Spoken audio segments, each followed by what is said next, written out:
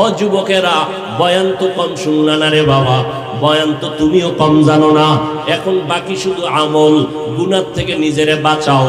একটা বয়ান তাকওয়ার বয়ান বাড়ি নিয়ে যাও, শেষ বয়ান। আজকের ফাইনাল পয়েন্ট হলো, ফিনিশিং বয়ান হলো, ও বান্দা, কারো উপকার পারলে করো, না পারলে চুপ থাকো, কারো ক্ষতি করবা না। কারো প্রশংসা করো, না পারলে চুপ থাকিও, কারো বদনাম বলবা না। পারলে নেক আমল করো, না পারলে চুপ করে বসে থাকো, গুনাহ করবা না। শেষ হস। এই তিনটা কথা মানো। পারলে কারো উপকার করো, না পারলে চুপ থাকো, ক্ষতি পারলে কারো প্রশংসা করো, না পারলে চুপ থাকো, বদনাম। পারলে বান্দা নেক আমল করো, না পারলে চুপ থাকো। কিন্তু কি করা যাবে না? এই তিনটা কথা যদি মেনে নাও, বিনা হিসাবে জান্নাতি। নেক আমল করতে পারা না পারা নয় তো সফলতা, গুনাহ থেকে বেঁচে থাকাই হলো তাকওয়ার পূর্ণতা। বেশি বেশি জিকির করা তাকওয়া না, বেশি বেশি ইবাদত করার নাম তাকওয়া না, বেশি বেশি নামাজ পড়ার নাম তাকওয়া না, বেশি বেশি বান্দা তাসবিহ করার নাম তাকওয়া না, কোরআন পড়ার নাম তাকওয়া না, বেশি বেশি নামাজ পড়ার নাম তাকওয়া না। তাকওয়া কি? আল ইহতিরাজ আনিল মাসিয়া, গুনাহ থেকে বেঁচে থাকাই হলো তাকওয়া। এটাই বললাম, নেক আমল করা বা না করা নয় তো সফলতা, গুনাহ থেকে বেঁচে থাকাই হলো তাকওয়ার পূর্ণতা। নেক আমল করা এটা তাকওয়া না, গুনাহ থেকে বাঁচা এর নাম তাকওয়া। ওয়া আম্মা মান খাফা মাকাম রাব্বিহি ওয়া নাহান নাফসা আনিল হাওয়া ফাইন্নাল জান্নাতা হিয়াল মাওয়া। ও বান্দা, গুনাহ থেকে বাঁচো। এই যুবকেরা, পাও ধরলে বাঁচবি? বল, নিচে নেমে পাও ধরবো। সবাই তো পাও ধরতে রাজি। জাহান্নামে যাইও না রে বাবা, দুনিয়ার গরম সইতে পারো না, কবরের গরম কেমনে জাহান্নামের গরম সইবা রে বাবা। আজকে একটা মশার কামড় সইতে পারো না, মশারি টানায় ঘুমাও। আর গুনাহ নিয়ে যদি কবরে যাও, ওই কবরে পোকামাকড় কই পাবি মশারির যুবক। একটা বেতের বাড়ি সইতে পারো না রে বাবা, ওই কবরে গুনাহ নিয়ে গেলে দুই পার্শ্বের মাটির চাপ কেমনে সহ্য করবি রে যুবক। স্কুলে পড়তে বাধা নাই, কলেজে পড়ো বাধা নাই রে বাবা। ডাক্তার হও, ইঞ্জিনিয়ার হও, প্রফেসর হও, বাধা নাই। তবে বেয়াদব হইও না, মা বাবার সাথে খারাপ ব্যবহার করিও না, ওলামায়ে কেরামের সাথে খারাপ আচরণ করিও না, মুরব্বীদের সাথে খারাপ আচরণ করিও না। নেক আমল করো বা না করো, গুনাহ থেকে নিজেরে বাঁচাও। পিছনের গুনাহ থেকে বাঁচতে হলে লাগবে তওবা, সামনের গুনাহ থেকে বাঁচার জন্য লাগবে তাকওয়া। এজন্য উলামায়ে কেরামের পরামর্শ নিয়া নবীর তরিকার উপরে মজবুত হও। পেছনের গুনাহ তো করিয়েই ফেলছো, একটু চোখ দুইটা বন্ধ করে দেখো। তোমার আমার গুনার কারণে আজকে আমার হাত নাপাক, চোখ নাপাক, জিহ্বা নাপাক, অন্তর নাপাক। ও আল্লাহর বান্দারা, এই অপরাধের খবর তোমার মা বাবা যদি জানতো, কেউ তোমারে মন দিয়া ভালোবাসতো না, তোমাকে কেউ খুশি মনে কাছে ডাকতো না। আমার মাওলা সব জানার পর একবারও রাগ করিয়া বলে নাই, পানি বন্ধ করে দিলাম। কত যুবকেরা ঘুমের ঘরে মরিয়া যায়, গাড়ির নিচে মরিয়া যুবকের মরণ, পানির নিচে মরিয়া মরিয়া যায়। ও যুবক, কয়দিন আর বাঁচবি জানা নাই, কোন দিন যেন আজরাইল ধাক্কাটা দিয়া বসে রে বাবা। এখন থেকেও তওবা করিয়া নাও। তোমার মতো কত যুবক স্কুল কলেজে পড়িয়াও নামাজ ছাড়ে না। আজকে তোমার মতো কত যুবক রাস্তায় গাড়ি চালায়, নামাজ ছাড়ে না। বলো বাবা, তুমি কেন পারবা না? তোমার মতো কত যুবক র‍্যাব, আর্মি, পুলিশ, বিডিআরের চাকরি করে, নামাজ ছাড়ে না। তুমি কেন পারবা না? ও বুড়া বাবাজিরা, আপনাদের মতো কত বৃদ্ধ মানুষ লাঠি হাতে নিয়ে মসজিদে গিয়ে নামাজ পড়ে, ছাড়ে না। আপনারা কেন পারবেন না?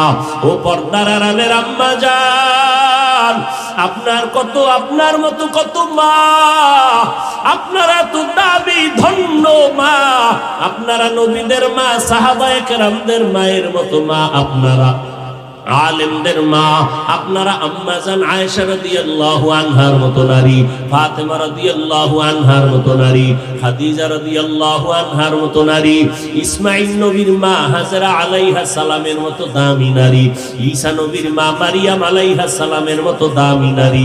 এরে আম্মা জানেরা, ওই ফেরাউন কত বড় বেঈমান, নিজেরে খোদা বলে দাবি করলো, তারপর আল্লাহকে মানে নাই। অথচ তার ঘরে তার আপন স্ত্রী আসিয়া, আল্লাহ তাকে এমন ভাবে কবুল করেছেন। আল্লাহর নবী বলেন, কিয়ামতের দিন জান্নাতে আমার সাথে আসিয়ার সাথে বিবাহের বন্ধন হয়ে যাবে। এরে আম্মা জান, এখনো আপনার মতো কত মা ঘরে আছে, স্বামীর মাল হেফাজত করে, নামাজ পড়ে, পর্দা করে, সন্তানগুলো আদর্শওয়ালা বানানোর চেষ্টা করে। আপনারা কেন পারবেন না? ও পর্দার আড়ালের যুবতী বোনেরা, তোমার মতো কত বোন এখন স্কুল কলেজে পড়ে, ঠিক মোবাইলে গুনাহ করে না, সময় নষ্ট করে না, পর্দা রক্ষা করে চলে। জীবনের মূল চাবির নাম চরিত্র। ও বোনেরা, তোমার চরিত্র নষ্ট করিও না। চরিত্র হারায় গেলে আর খুঁজিয়া পাবা না। আল্লাহর কাছে তওবা করে নাও। ও যুবক, মা বাবার দোয়া নিয়ে সামনে আগাইও। মা বাবার চোখের পানি ছাড়া তুমি কিন্তু লেখাপড়ায় পাশ করতে পারো নাই। ওই মা বাবার চোখের পানি ছাড়া এই চেয়ারেও কিন্তু আমি বসতে পারি নাই। ওই মা বাবার চোখের পানি আর দোয়া ছাড়া তুমি টাকার মালিক, বাড়ির মালিক, সম্মানের চেয়ারের মালিক হতে পারো নাই। অতএব ওই মা বাবার দোয়া নিয়ে সামনে আগাও। মাওলার কাছে মনে মনে বলো, দয়ার মালিক, আমার মতো গুনাহগার কেউ নাই, গুনাহ নিয়ে কবরে যেতে চাই না। ও আল্লাহ, জীবনে যত অন্যায় করছি ক্ষমা চাই।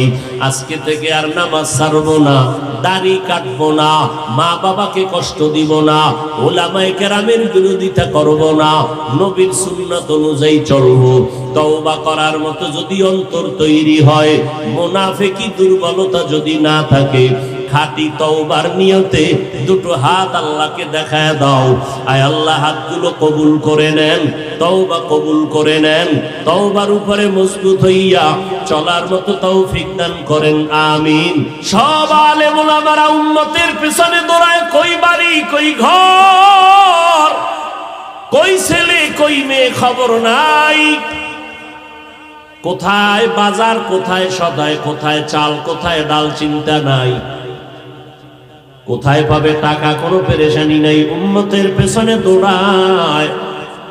এই উম্মত গুলো যেন জাহান্নামে না যায়, এই উম্মতের ঈমান যেন নষ্ট না হয়। পাগলের মতো দৌড়ায়, আবার গভীর রাতে মাওলার সাথে যায় নামাজে কথা কয়, ও দয়ার মালিক, তোমার উম্মতের পেছনে দৌড়াইলাম। ও আল্লাহ, সারা দিনের ডিউটির পরে এখন আবার হাজিরা দিলাম। ডিউটির পরে হাজিরা আছে না নাই? হ্যাঁ, আলেমরা কিন্তু আবার হাজিরা দেয়। অতিও গভীর হয় রজনী যখন, নীরবে প্রভুর নাম জপিও তখন। প্রভুর করুণা যদি পাইবারে চাও, গভীর রাতে উঠে প্রভুর গুণগান গাও। গভীর রাতে আমার আল্লাহ কোথায় আসেন জানেননি? কোন দিন? প্রতিদিন। কেন আসেন? বান্দার থেকে কিছু নিতে না দিতে। আপনাদের তো কিছু লাগে না, লাগলে ঘুমান কেন? ঘুমাইয়ে উঠে বলবেন, পাইলাম না রে। বদনসিবের মুমিন 12টা মাস শেষ রাতে আমার আল্লাহ প্রথম আসমানে আসেন। বান্দার কি প্রয়োজন তা মিটানোর জন্য আসেন। আল্লাহ ডাকেন, কি দরকার বল, আমি পূরণ করব। যাদের লাগে তারা ঘুমায় না, যায় নামাজে বসে আমার মাওলার কাছে চাইয়া সব নিয়ে নেয়। ফেরাউনও চাইয়া নিছে, আল্লাহ দুনিয়ার খোদাগিরি চাই, পরকালে কিছুই চাই না। আল্লাহ দিয়ে দিছেন, যা চাবি দিয়ে দিব। এই বেটা, টাকা লাগবে, চাবি দিয়ে দিব। আল্লাহ তাআলা বলেন, মান কানা ইউরিদুল আজিলা, যারা দুনিয়া আমার কাছে চায় আমি অতি দ্রুত তাদেরকে দুনিয়াটা দিয়ে দেই। যারা টাকা চাবি দিয়ে দিব, বাড়ি লাগবে দিব, ফেরাউনের যদি দিতে পারি মুহাম্মদের উম্মতের কেন দিতে পারবো না?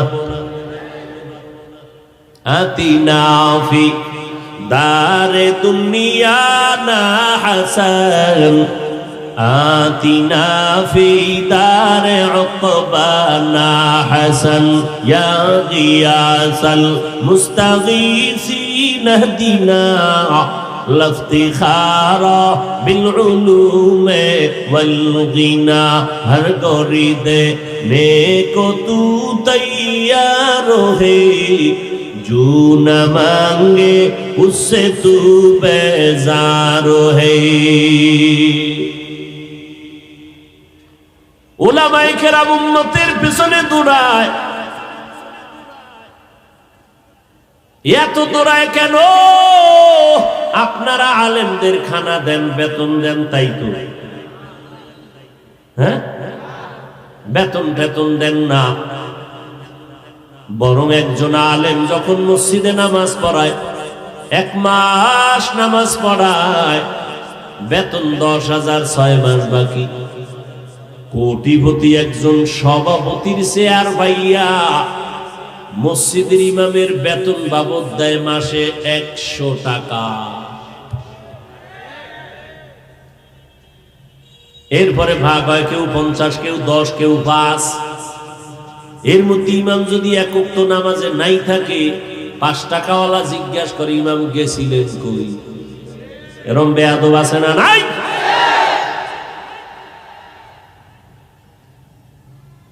সভাপতি সাহেব বারবার এখানে যায় সেখানে যায়, কোনো ছুটি নাই।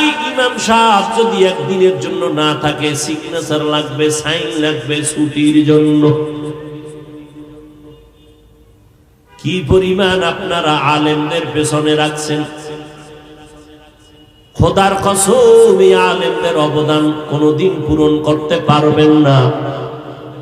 এই ওলামায়ে কেরাম এত কষ্ট করতেছেন, বিনিময়ে আপনারা কোনো দোয়া তো দূরের কথা, স্টেজ থেকে নামার পরে ফেসবুক গরম, আলেমের বিরুদ্ধে, ইমামের পিছনে নামাজ পড়ে বাইরে গিয়া চায়ের দোকানে বিরোধিতা। এরপরেও কিন্তু কোন আলেম গালি দেয় না, কারো সাথে খারাপ আচরণ করে না, বরং দেখলে সালাম দেয়, বুকের সাথে বুক লাগায় আলিঙ্গন করে। আপনার বুকের সাথে আলেমদের বুকটা কেন লাগায়?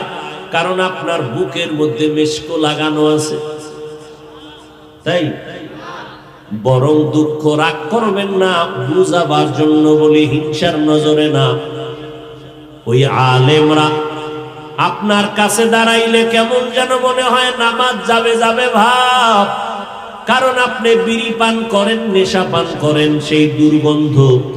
ঠিক মতো পোশাক পরিচ্ছন্ন রাখেন না, ঠিক মতো গোসল করেন না, প্রস্রাব করিয়া ঠিক মতো পানি ব্যবহার করেন না। সব মিলাইয়া এত দুর্গন্ধের পর কেউ সি সি করে নাই, বরং সালাম দিয়া আলেম আপনাকে বুকে লাগাইয়া হাসি মুখে বরণ করেছে, কোনদিন বরদোয়াও করে নাই। ও আল্লাহর গোলাম, এত পেছনে আপনাদের মেহনত কেন করে? আপনারা গালাগালি করেন, তাও আমরা শুনি পিছনে বইয়া।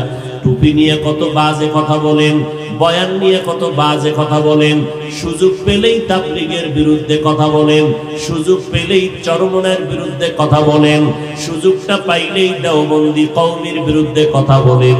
আমরা সব জানি, আমরা সব শুনি, আমরা একটা জবাবও দেই না, একমাত্র কারণ ওলামায়ে কেরাম হলেন কলিজার টুকরা, নবীর আশিক।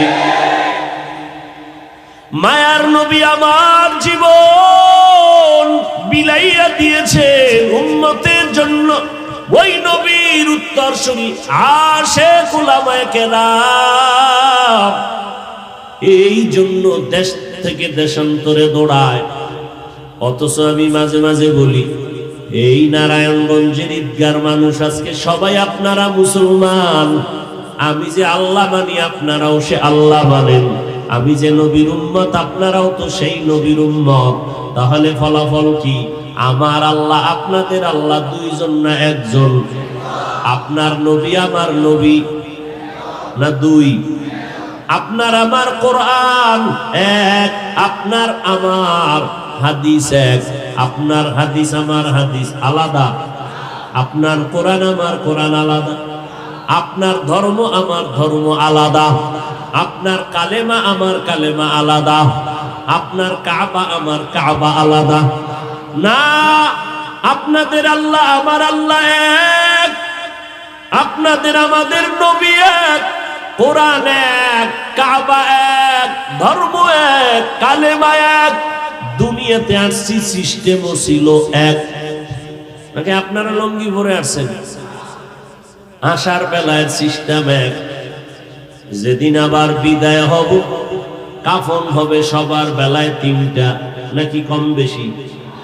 এমপি সাহেব মারা গেলে তার সম্মানে কাফন একটা বেশি হবে, রিক্সা ড্রাইভার মারা গেলে তার কাফন গরিব হওয়ার কারণে একটা কম হবে, কালার হবে আলাদা। ধনী লোকের কাফনের কালার হবে একরকম, গরিবের কাফনের কালার হবে ভিন্ন রকম। কে ধনী কে গরিব, কে আলেম কে মূর্খ, কে ডাক্তার কে রোগী, কে ইমাম কে মুক্তাদি, কে বক্তা কে শ্রোতা, কে পীর কে মুরিদ, ভেদাভেদ নাই। সবার বেলায় তিন কাফন, কালার হবে সাদা। কাফনে পেঁচাইয়া ঢুকাইলে আর পরিচয় থাকবে না কে ধনী কে গরিব। কবরের সাইজও হবে এক, কবরের ভিতরে প্রশ্ন হবে তিনটা, তাও এক। রবের পরিচয় দাও, ধর্মের পরিচয় দাও, রাহমাতুল লিল আলামিনের পরিচয় দাও। তাহলে আপনার আমার আল্লাহ এক, নবী এক, ধর্ম এক, কোরআন এক, হাদিস এক, কাবা এক, কালেমা এক। আপনার আমি বয়ান করবো কেন? কি আপনি আল্লাহ মানেন না, নবী মানেন না, কোরআন মানেন না, হাদিস মানেন না, কিয়ামত হবে মানেন না, মরণ হবে মানেন না? আমি আপনার বয়ান করবো কেন? বয়ান তো আজকে করার দরকার ছিল হিলটেক্সের পাহাড়ি অঞ্চলে ঢুকে, কারণ খ্রিস্টান মিশনারিরা আমার মুসলমানের উপরে কেমন যেন ঝামেলা করতেছে। বয়ান করার দরকার পঞ্চগড়ে, কেমন যেন টাকার লোভানক দৃষ্টিতে ফালাইয়া মুসলমানকে কিছু কিছু দুশ্মনরা কাদিয়ানি বানাচ্ছে। ঠিক নেই? ওখানে বয়ান করব, হিন্দুদের পাড়ায় গিয়া বয়ান করব, খ্রিস্টানদের গির্জায় গিয়া বয়ান করা দরকার ছিল, কিন্তু 12 মাসে 1 মিনিটও টাইম নাই। মুসলমানের পিছনে তালি দিতে দিতে তাবলীগলারাও ব্যস্ত, পীর সাহেবরাও দৌড়ায়, আরে মাদ্রাসার হুজুরেরাও দৌড়ায়, আমরা বক্তারাও দৌড়াই, সবাই শুধু মুসলমানের পেছনে 12 মাস দৌড়াই। জোহরের পরে বয়ান, ফজরের পরে বয়ান, জুমার দিন খতিব সাহেবদের বয়ান, পীর সাহেবদের মেহনত, এত বয়ান এত বয়ান এত বয়ান। এই 12 মাস বয়ান কইরাও ফলাফল জিরো। বয়ানের আগেও কিছু মুসলমান বিড়ি টানে, মোনাজাতের পরেও আবার বিড়ি নিয়ে বাড়ি যায়। এইরকম নিমক হারাম ময়দানে আছে না নাই? এতগুলো মানুষ এখানে আসছে, আজকে ফজর পড়ে নাই, জোহর পড়ে নাই, আসর পড়ে নাই, মাগরিব পড়ে নাই, এশাও। এরপরও কত কত বড় গাদ্দার, আমগো দিল পরিষ্কার আছে না নাই? আল্লাহ হেদায়েত দান করুন। অথচ এই 12 মাসের মেহনতের অর্ধেক যদি আমাদেরকে প্রতিদিন 1 ঘন্টা বয়ান মাত্র 6 মাস হিন্দুদের মন্দিরে করতাম, খ্রিস্টানদের পাড়ায় গিয়া করতাম, আল্লাহর উপরে ভরসা করে বলি ইনশাআল্লাহ এদেশের ওই সব বয়ান শোনার পরে হিন্দু বৌদ্ধ খ্রিস্টান সব মদিনাওয়ালারা আশেক হয়ে যাইতো। মুসলমানের আল্লাহ পারে নাই, আমরা কেমনে পারি? গজবের করোনা দিয়াও মুসলমানের সোজা করতে পারে নাই। ওই আগের সুদখোর এখনো সুদ খায়, আগের বেনামাজি এখনো বেনামাজি, আগের ঘুষখোর এখনো ঘুষ খায়, আগের আলেমের দুশমন এখনো দুশমন। আল্লাহ পারে নাই কা? এই মিয়া, আল্লাহ কোরআনে বলেন মাইয়াহদিল্লাহু ফাহুয়াল মুহতাদ ওয়া মাইয়ুদলিল ফালান তাজিদা লাহু ওয়ালিয়্যাম মুরশিদা। আল্লাহ যদি চান হেদায়েত দিবেন তাহলে সে পেয়ে যাবে।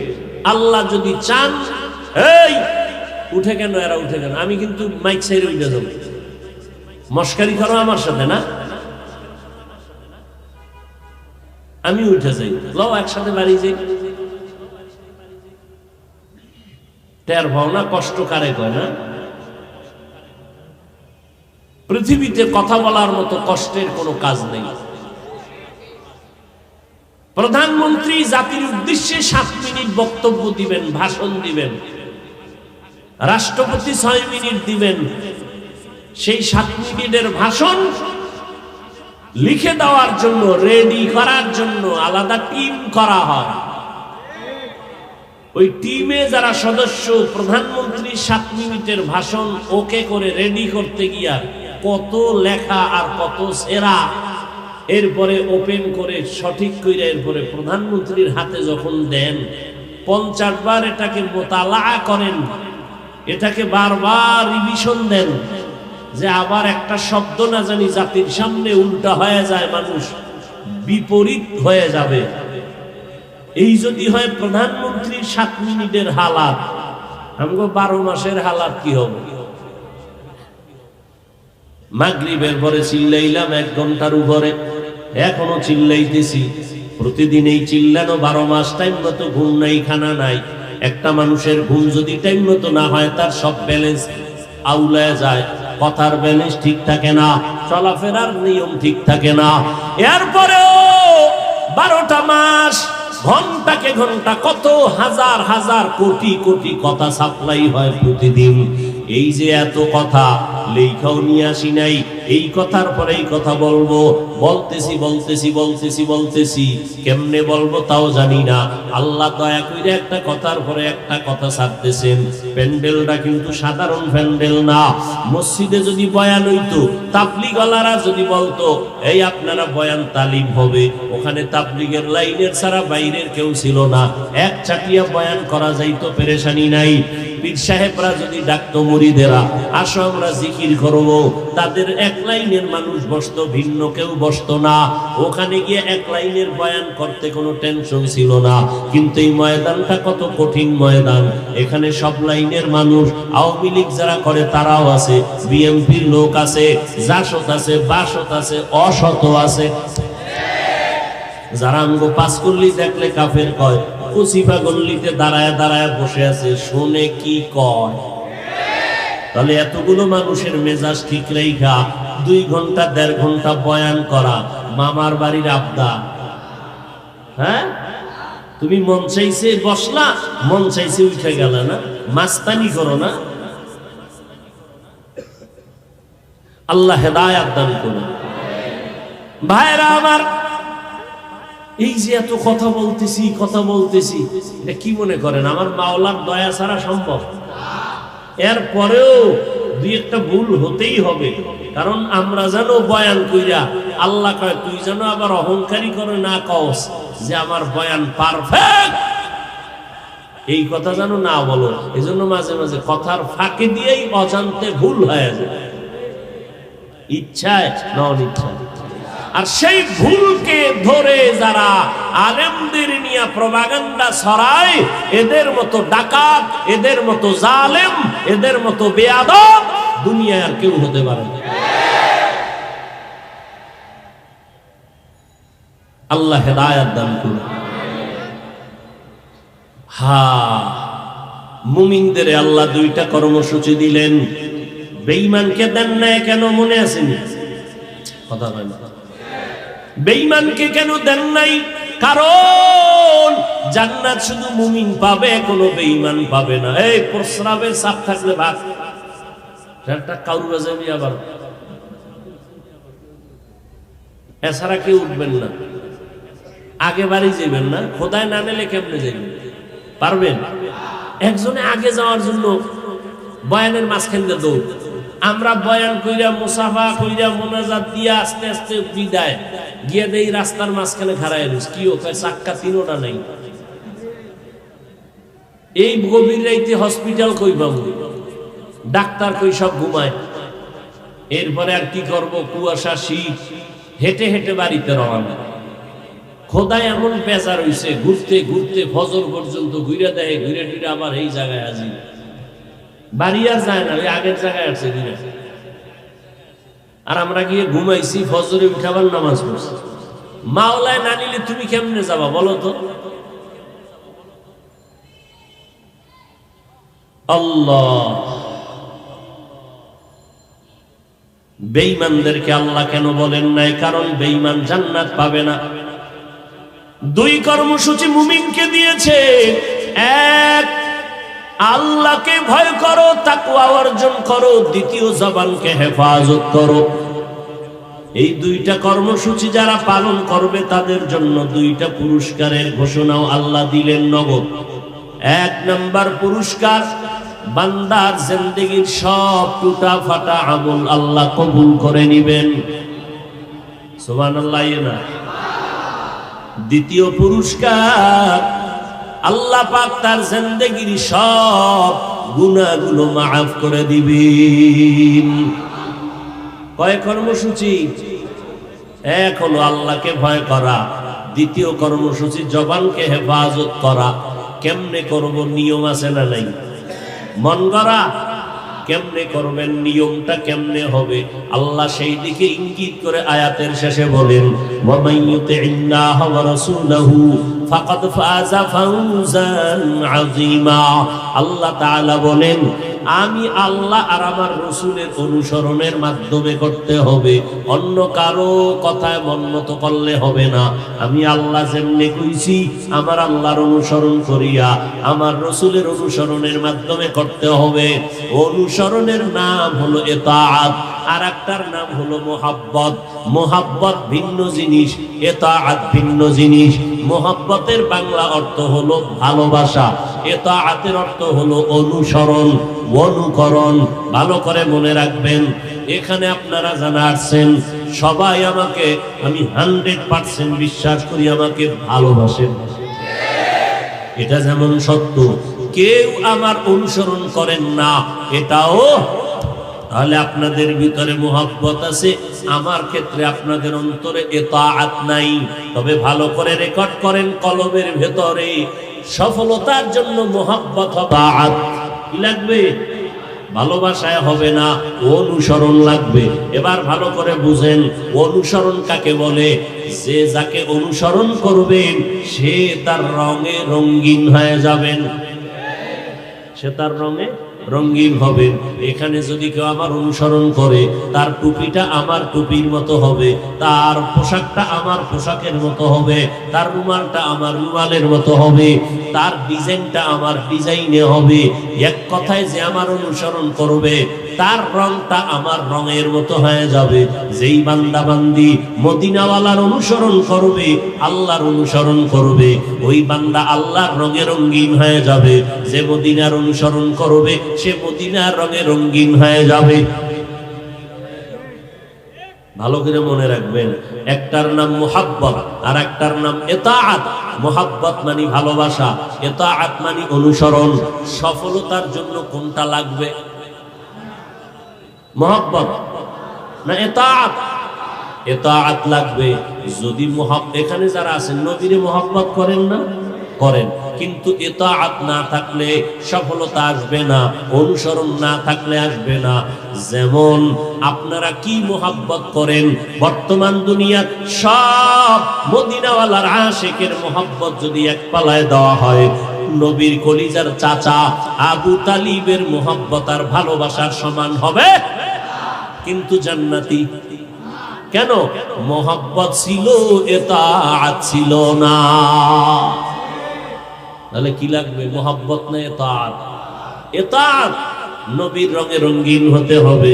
এরে আল্লাহর বান্দা, এখানে আরো ব্যবধান শুনেন। ভালোবাসা দূরের থেকে হয়, না দেখেও গায়েবী ভাবে হয়, কিন্তু অনুসরণটা দূরের থেকে হয়, তবে না দেখে হবে না, দেখতে হবে। আপনি আমার রঙে রঙিন হবেন, আমার মতো টুপি পরবেন, দেখতে হবে না কেমন টুপি। মোহাব্বতের জন্য দেখতে হয় না, অনুসরণের জন্য দেখতে হবে। আল্লাহ তাআলা বলেন আমার অনুসরণ করো, দ্বিতীয় কথা আমার মুহাম্মদ রাসূলের অনুসরণ করো। এই বিরক্ত বোধ করলে আমি মোনাজাত দিয়ে দেব, কোনো কষ্ট দিতে আমি চাই না, কারণ আপনাদের তুলনায় আমার রেস্টে থাকা বেশি জরুরি, কথা ঠিক না? অতএব আপনাদের যদি ধৈর্য হারায় যায়, একটু উঠা বসা করবেন, আমি বুঝতে পারবো, আজকে মোনাজাত দেব, ইশারা দেওয়া লাগবে না, বুঝেন নাই? একটু উঠা বসা করবেন, তাই আমি মোনাজাত দিয়ে দেবো যে না আপনাদের ধৈর্য এখন কমে গেছে। কারণ এটা মাওলার দয়া ছাড়া সম্ভব না, বুঝেন না? এতগুলো মানুষ এখানে জমা করা এটা চাকরিখানি কথা। যদি এমপি সাহেব জমা করতে চাইতেন, ধনী কোটিপতি কোনো গার্মেন্টসের মালিক যদি চাইতেন রাত 12টা পর্যন্ত এই মানুষগুলো ঠান্ডার মধ্যে বসায় রাখবো, তাহলে তার কত পদক্ষেপ নিতে হতো, কত পেরেশানি পোহাইতে হতো। আসা যাওয়ার গাড়ি দেওয়া লাগতো ফ্রি, বসার জন্য বিছানা দিতে হতো ভিআইপি, এরপরে ফাঁকে ফাঁকে নাস্তা, নিয়ন্ত্রণের জন্য কত পুলিশ লাগতো, কত র্যাব লাগতো, কথা ঠিক না? কিন্তু এই মানুষগুলো ঠান্ডার মধ্যে এখানে বসে আছে, কাউকে জোর করে আনা হয় নাই, টাকা খরচ করে এখানে হাজির হয়েছে। বসার বিছনাটা পৃথিবীতে এর থেকে নিম্ন বিছানা আর নাই। এরপরে নাস্তা টাস্তা আছে, কোনো কিচ্ছু নাই, নিয়ন্ত্রণের জন্য কোনো পুলিশ কিচ্ছু নাই। বুঝেন বরকতের মজলিসটা কত দামি এখন। এতগুলো মানুষকে পুলিশ নিয়ন্ত্রণ করতে হিমশিম খেয়ে যায়, অথচ নারায়ণগঞ্জের ঈদগাহ মাঠে হাজারো হাজারো মানুষগুলো আছে, একটা আওয়াজ নাই, একজন পুলিশও নাই। কেমনে নিয়ন্ত্রণ হয়? আমার মাওলার কুদরতে এটা সম্ভব।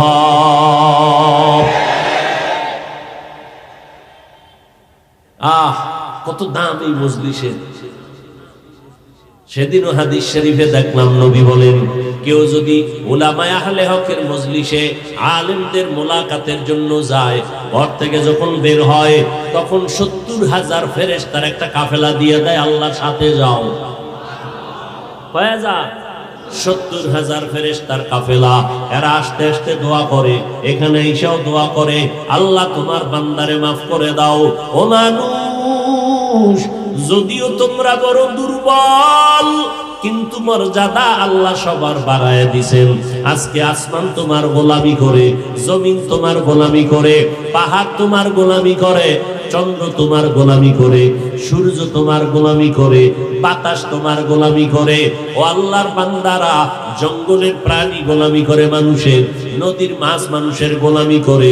একটা গরু মানুষের সামনে মাথা নত করে দাঁড়ায়, যদি গরুটা একটা লাথি মারে একটা মানুষ জায়গায় মরে যাবে, কিন্তু গরুটা বাচ্চারে দুধ না দিয়া সব বনিয়াদমরে দেয়, রাগ করে না। এগুলো কেন? তোমার শক্তির কারণে। কিন্তু ওরা আমার কাছে দুর্বল না, বরং গরুর কাছে তুমি আমি শক্তিতে দুর্বল, ঠিক নি? এরপরেও কেন গরু তোমাকে সম্মান করে? এর একমাত্র কারণ তোমার মর্যাদা অনেক বেশি, তোমার সম্মান বেশি, এই জন্য গরুয়ে সম্মান করে। সম্মানটা কেন? তুমি খাইতে পারো বেশি, শক্তি বেশি, মেধা বেশি না, এজন্য। এরে আল্লাহর গোলাম, তোমার মধ্যে এমন একটা গুণ আছে যেই গুণটা ফেরেশতার ভেতরে নাই, ওই গুণটা পশুর মধ্যে নাই। এই কারণে তোমার দামটা কিন্তু ফেরেশতার সমান না, নূরের তৈরি ফেরেশতার থেকেও আরো বেশি দামি। আর যদি গুণটা আছে অর্জন করতে না পারো, তখন তোমার সম্মান এতটাই নিচে যাবে, পশুর সমান না, পশুর থেকেও খারাপ। আল্লাহ হেদায়েত দান করুন। কর্মসূচি কয়টা? 2টা। এগুলো করার জন্য লাগবে আল্লাহর অনুসরণ, রাসূলের অনুসরণ। অনুসরণের জন্য দেখতে হবে, আল্লাহ গো আপনার কাছে আমাদের জানতে মনে চায়, দেখতে দেখে অনুসরণ করা লাগবে। কিন্তু এমন এক পেশ লাগলো, আপনি যে বললেন আমরা আপনার অনুসরণ করব, আপনাকে তো এই দুনিয়ার হায়াতে দেখা যাবে, যাবে যাবে না, কোনোদিন দেখা যাবে না, কখনো দেখা যাবে না। এই চামড়ার চোখ দিয়া মালিকের দেখা যাবে না। কিন্তু আরো আশ্চর্য ব্যাপার, রহমতের নবী আমার মেরাজ করিয়া মক্কাতুল মুকাররমা এসে বললেন, রাআইতু রাব্বি আযজা ওয়া জাল্লা, আমি আমার রবকে দেখেছি, সামনে বসে কথা বলেছি। আল্লাহরে দেখা যাবে, দুনিয়ার হায়াতে দেখা যাবে না। তো এখানে জবাব একটা আছে, সহজ জবাব, যে ওটা তো সেই জায়গার কারবার, দুনিয়ার কারবার না। কিন্তু আরো প্রশ্ন থেকেই গেল, আল্লাহর নবীর একজন কলিজার টুকরা সাহাবী, যিনি 7 বছর থেকে 12 বছর এর মধ্যে নবীর হাতে হাত লাগাইয়া কালেমার পতাকা উড্ডীন করার জন্য শপথ নিলেন, হযরতে আলী রাদিয়াল্লাহু তাআলা আন। ওই আলী আল্লাহর কাছে এত দামি হয়ে গেলেন, একজনে আলীর ইবাদত দেখে জিজ্ঞেস করলেন, ও ভাই আলী, তুমি কার ইবাদত করো? বলে, আমি আল্লাহর ইবাদত করি। বলে, যে আল্লাহর ইবাদত তুমি করো, বলো ওই আল্লাহকে তুমি দেখছো নাকি? হযরত আলী জবাব দেয়, আমি আলী এমন আল্লাহর ইবাদত করি না যাকে আমি দেখি না। আমি আল্লাহরে দেখে দেখে ইবাদত করি। আরো সহজে জবাব নেন, হাদিসের মধ্যে বড় একটা প্রসিদ্ধ হাদিস আছে, যেই হাদিসকে ডেঙ্গাইয়া পৃথিবীর কোনো হাদিস পড়নেওয়ালারা আগাইতে পারবে না। ওই হাদিসটাকে বলে হাদিসে জিবরাইল, ওই হাদিসকে বলে উম্মুল আহাদিস, ওই হাদিসকে বলা হয় উম্মুল জাওয়ামি। ওই হাদিসের মধ্যে আছে, জিবরাইল আমিন আসেন, riwayat বা বর্ণনাকারী হযরত ওমর ফারুক রাদিয়াল্লাহু তাআলা আন, তিনি বর্ণনা করেন, জিবরাইল আসেন মুসাফিরের সুরতে, আয়েশা নবীর হাঁটুর সাথে হাঁটু লাগাইয়া বসলেন। প্রশ্ন করে নবীকে, নবী জবাব দেয়। ওই প্রশ্নকারী মুসাফির বলে, সাদাক্তা, সত্য বলেছেন। ইসলাম কারে কয়, ঈমান কারে কয়? শেষে একটা প্রশ্ন করলেন, ইহসান কাকে বলে? মাল ইহসান? আল্লাহর নবী জবাব দিলেন, আনতা আবুদাল্লাহ কাআন্নাকা তারা ফাইন লাম তাকুন তারা ফাইন্নাহু ইয়ারাক। প্রশ্ন করছেন জিবরাইল, ইহসান কাকে বলে?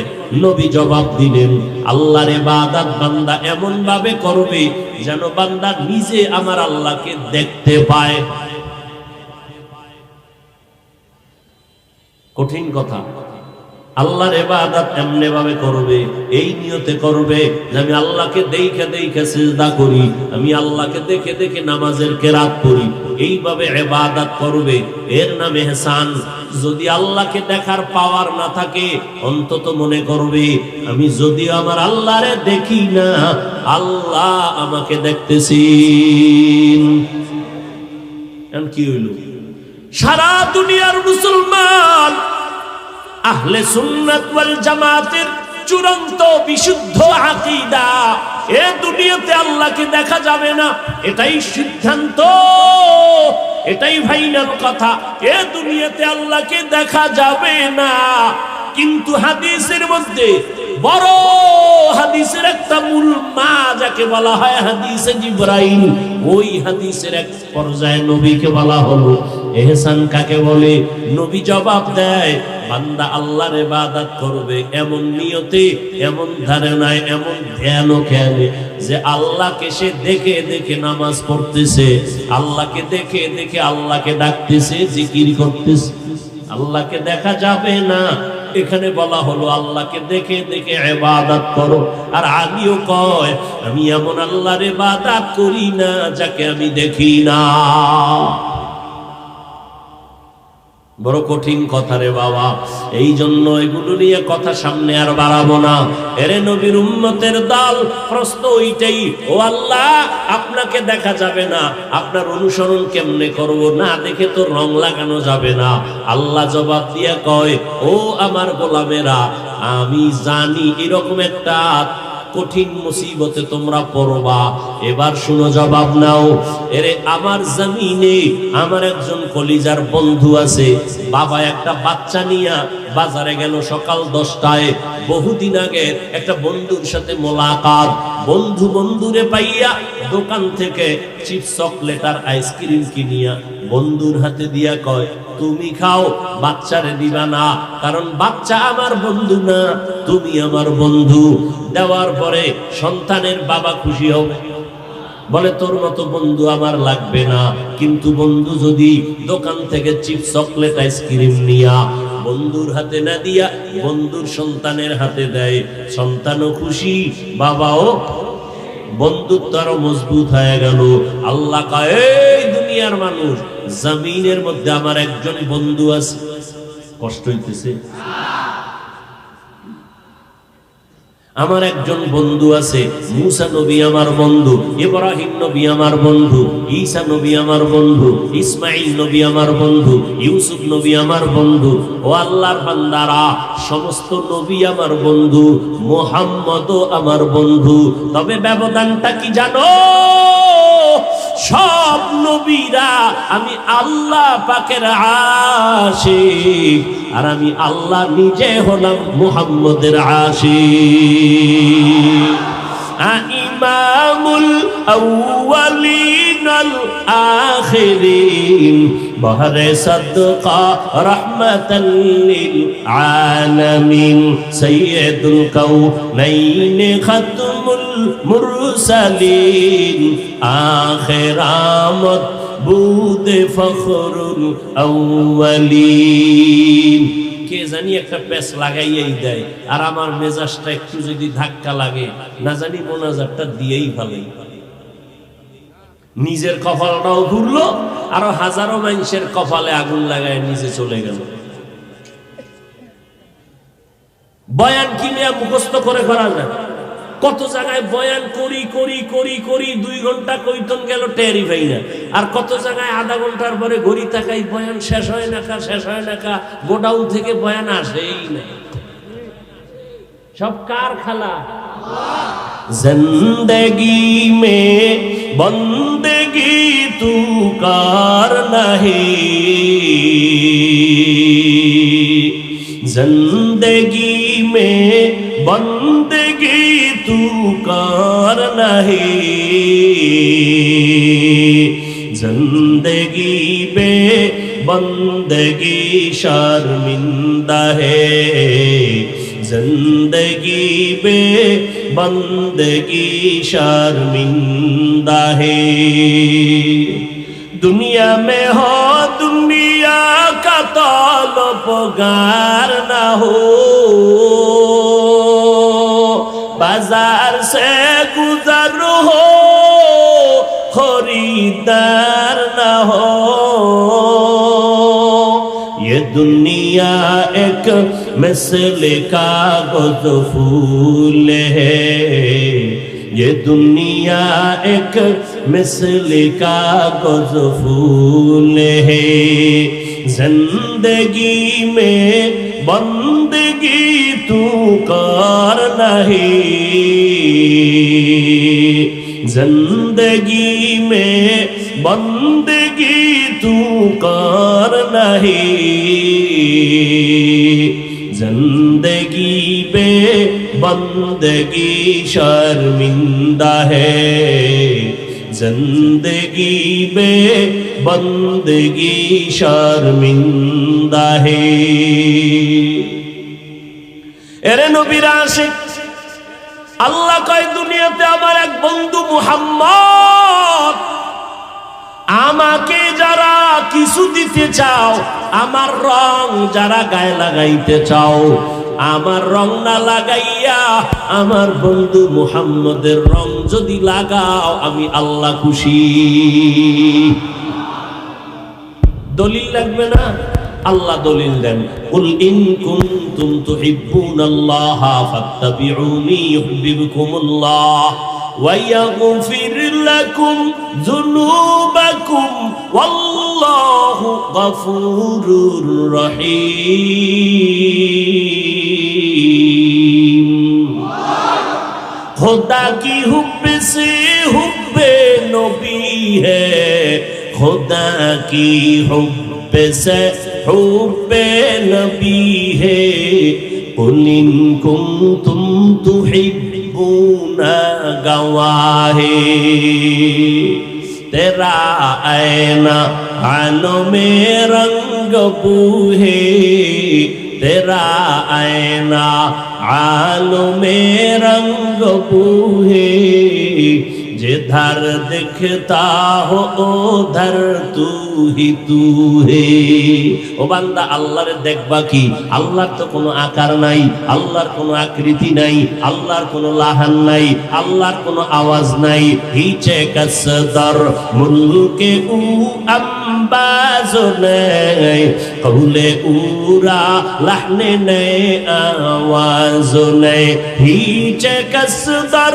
মুলকে উ আম্বাজ নাই কৌলে উরা লাহনে নাই আওয়াজ নাই আল্লাহর দেখবা কি রে বাবা আল্লাহর দেখার মতো তোমার মধ্যে পাওয়ার নাই পাওয়ার থাকলেও দেখবা কি আল্লাহর তো দেখার কোনো আকৃতি নাই আকার নাই লাহান নাই আওয়াজ নাই বলে তা কেমন আমার মাওলা আমার মাওলার যদি কিছু নমুনা দেখতে চাও আল্লাহর বানানো মাখলুকতের দিকে তাকা ওই আসমানের দিকে তাকা আমার মাওলার কুদরতের ঘেরান পাওয়া যায় ও বান্দা ওই নাক নিয়ে তাকাবি যেই নাকে বেগানার ঘেরান লাগে নাই ওই চোখ দিয়ে তাকাবি যেই চোখ দিয়া রাত্রে মোবাইলে কবিরা গুনাহ দেখো নাই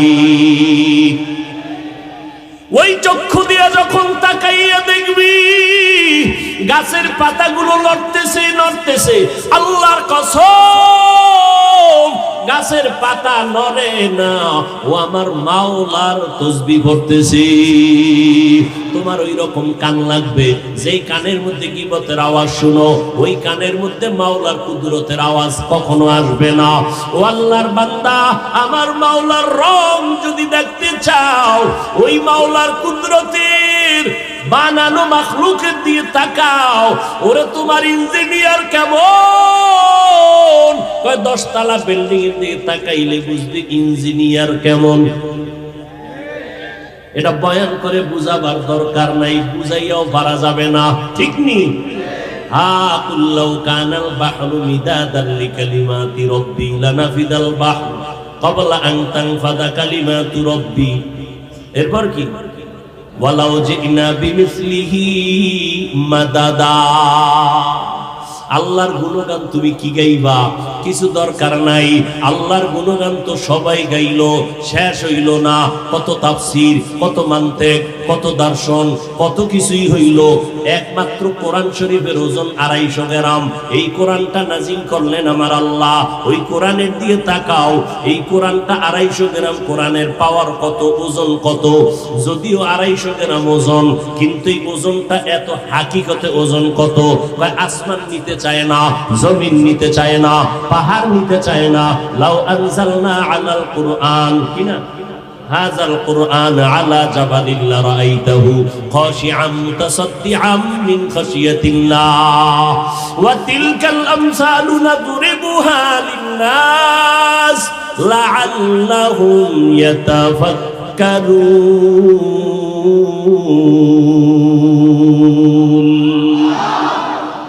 আল্লাহর কোরআনের ওজন 250 গ্রাম কিন্তু হাকিকতে ওজন কত 40 বছর আমার নবীর জীবন চলে গেল 40 বছর মাত্র 5টা আয়াত নিয়ে জিবরাইল আসছেন হীরা গুহার ভিতরে নবীর সিনার সাথে জিবরাইল সিনা লাগাইয়া হালকা চাপ দিয়া বললেন ইকরা নবী বলেন মা আনা বিকারিন আবার চাপ দিয়া বলেন ইকরা নবী বলেন আমি পড়তে জানি না এবার তৃতীয়বার একটা জোরে চাপ দিবেন চাপের ঠেলায় নবীর জ্বর উঠে গেছে শরীর কম্পন শুরু হয়ে গেল এইবার বুঝো জিবরাইল এক চাপ দিয়া নবীর অসুস্থ বানায়া চলে গেল 3 বছরে জিবরাইল আর আসে না কোরআনের হাকিকতে ওজনটা বুঝনি 5 আয়াত মাত্র নবীরে দিয়া 3 বছরে জিবরাইল কোরআন নিয়ে আসে না 5 আয়াতের এতই যদি ওজন হয় 30 পারা কোরআনের ওজন কত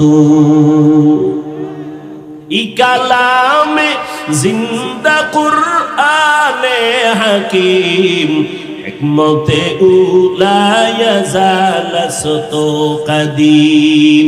আল্লাহর কোরআনের দিকে তাকাও। আরে আহলুল্লাহ যারা, আহলুল্লাহ, আহলুল কোরআন হুম আহলুল্লাহ, আল্লাহর যারা ওই আহাল, আল্লাহর আহাল মানে আমার আহাল ছেলে, তার মানে কি আমার পরিবারের সদস্য, ঠিক না? কোরআনওয়ালারা আল্লাহর আহাল মানে আল্লাহর পরিবারের সদস্য। আল্লাহর পরিবার আছে কি কইল নবীজি হাদিসে, আহলুল কোরআন হুম আহলুল্লাহ, কোরআনওয়ালা যারা এরা হলো আল্লাহর আহাল। তার মানে হইল আহালওয়ালারা যেমন আমার খুব কাছের, যারা কোরআনওয়ালা তারা আমার মাওলার খুব মুহাব্বতের। আরে নবীর উম্মতের দল, ভালো করে বুঝো এই কোরআন আহলুল্লাহ যারা তারা বলেন আল্লাহর দেখবি। একজন কয় দেখবো, আল্লাহরে দেখার একটা আয়না আছে। কি আছে? আল্লাহকে দেখার একটা আয়না আছে। বলে আয়না কি? বলে কোরআন। ওইটা খুইলা ভেতরে তাকা, হাযা কালামু রাব্বি, এটা আমার রবের কালাম, আমার রবের কথা। কোরআনটা খুলিয়া যদি তাকাইতে পারো, কোরআন খুলে যদি তাকায় তাকায় দেখো, চোখের পাওয়ার নষ্ট হবে হবে। কোরআন দেখা পড়া কিন্তু উত্তম। হাফেজ সাহেবরাও দেখা পড়বেন। তার মানে তারাবিতে না। গত বছর আমাকে বরিশালে কেমন মূর্খ, তাও মোবাইল লইয়া এরপরে নামাজের ভিতরে মোবাইল দেখে, কোরআন শরীফ দেখে। কে জানি কইছে দেখা পড়লে সওয়াব, তারাবির ভিতরে শুরু করছে। আল্লাহ হেদায়েত দান করুন। আর একটু সামনে আগাবো। তাহলে আল্লাহর অনুসরণের সমাধান পাইছেন নি? কথা ভুলে গেলে তো শেষ। কি পাইছেন? রসুলের অনুসরণ। মাশাআল্লাহ। আল্লাহর অনুসরণ কেমনে করবেন? কয় রসুলের দিন আল্লাহ খুশি হয়ে যাবেন। এবার সাহাবায়ে কেরাম সুযোগ পাইছে, আল্লাহর অনুসরণ কেমনে করি, একটা বিপদে আছিলাম, সমাধান হইল নবীর অনুসরণ করলেই আল্লাহ খুশি। আর আল্লাহ যদি খুশি হয় জান্নাতে ঢুকতে কোনো টিকিট লাগবে না, ঠিক না? এবার নবীর অনুসরণ শুরু হয়ে গেল। দেখতে হবে না, নবীরে দেখেন আর অনুসরণ করে। নবী কেমনে পানির গ্লাসটা ধরেন, পানি কেমনে পান করেন। এই নারায়ণগঞ্জের শিক্ষিত মুসলমানেরা, ভুল তো জীবনে কম ধরলা না, নিজের মূলটা কখনো দেখলা না রে বাবা। যদি জীবনে বেঁচে থাকতে চাও, সুস্থতার জিন্দেগি চাও, জীবনে দাঁড়াইয়া পানি পান করবা না। তবে জমজমের সে মাসআলা ভিন্ন। দাঁড়াইয়া পানি পান করলে আমগো হুজুরেরা নিষেধ করছি, গায়ে লাগে না, কানে পানি যায় না। এখন বৈজ্ঞানিকরা কয়, চিকিৎসা বিজ্ঞানীরা কয়, দাঁড়াইয়া যদি পানি পান করো কিডনির উপরে আক্রমণ হবে। এবার তোমাকে প্যান্ট শার্টটাইওয়ালা গুরুরা কইছে, এবার নামাইলা কই যাবা চান্দু?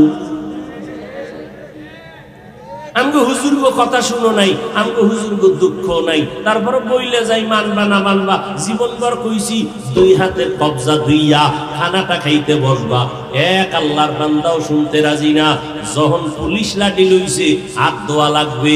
এইবার দেখছেন নি কারবার, খোদা এমন রোগ দিছে, এই রোগে এখন খালি হাত ধোয়, এখনো ধোয়।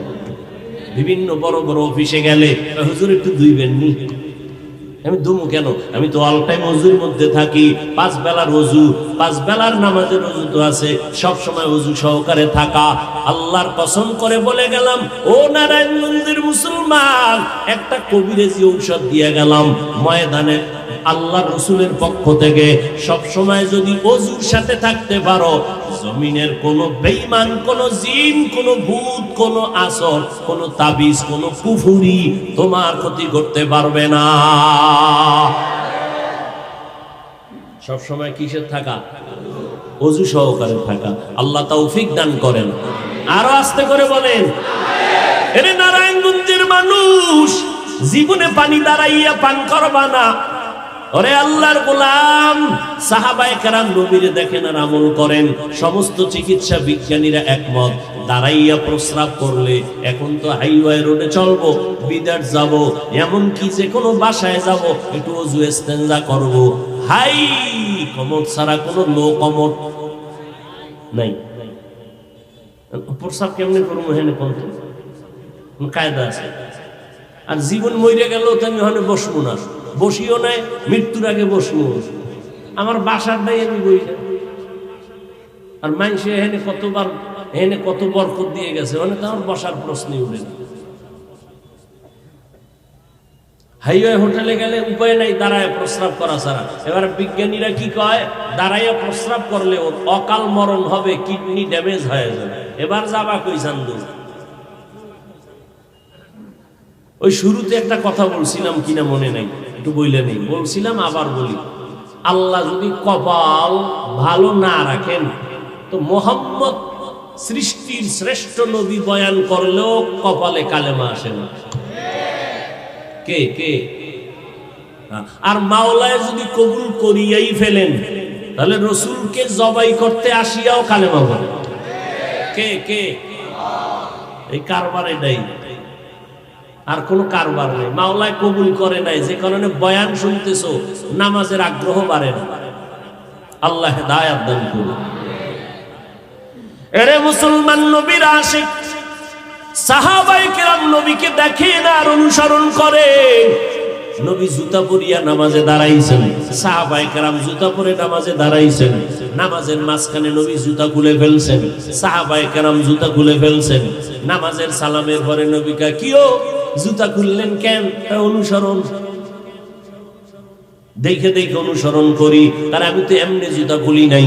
কয় কে খুলছেন নবী? কয় জিবরাইল আমিন। কয় আমার জুতার নিচে নাপাক, নাপাক জুতা নিয়ে নামাজ হবে না, এই জন্য জুতা খুলে ফেললাম।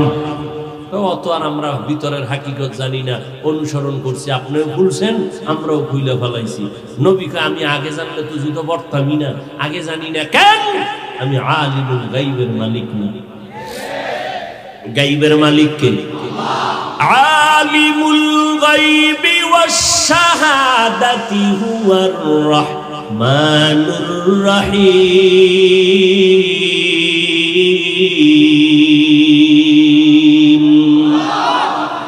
গায়বের মালিক কে? আল্লাহ যেই কুদরতে গায়েব জানেন, এই রকমই অন্য কেউ গায়েব জানেন মনে করার নাম শিরক। মনে করবে তারা মুশরিক।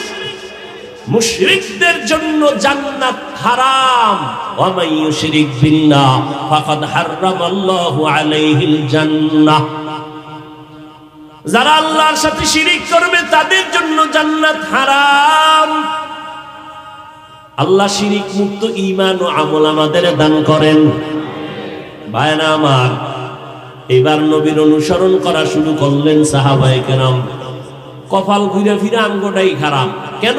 আল্লাহরেও দেখলাম না, নবীরেও দেখলাম না, সাহাবায়ে কেরামেরও দেখলাম না, তাদের যারা দেখছেন তাবিঈনদেরও দেখলাম না, তাদের দেখনেওয়ালা তাবে তাবিঈন কেউ দেখতে পারলাম না, মুজাদ্দিদ আল ফেসানিরও পাইলাম না, আশরাফ আলী থানবীরও পেলাম না, হুসাইন আহমদ মদনীরও পেলাম না।